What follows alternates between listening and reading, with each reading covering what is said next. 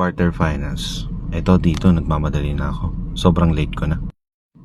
Ito naman nakikipagkarera na ako. Syempre joke lang. Keep safe. First up. Ang ganda ng nilalaro namin dito. Sobrang legit.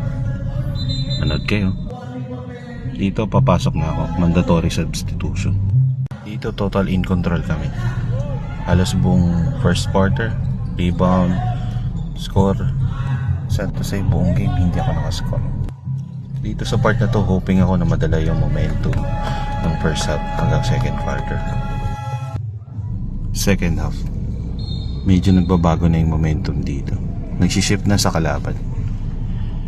Pero lamang pa kami at that time. Pero unti-unti nakakabangon na sila. Kung mapapansin yung nagko-collapse na kami, depensa, opensa, frustration, lahat nahihirapan na. Rebound, sumasablay. Malapit na matapos dito yung game. Hanggang sa ayun na nga, natalo kami. Ito papasok din sa isip mo na sayang, pero kailangan tanggapin. Ganun talaga, hindi palagi lahat ng laro mo mananalo ka. So kailangan mo pa rin tanggapin yung pagkatalo, may pagkamay sa kalaban. At the end of the day, basketball lang yan.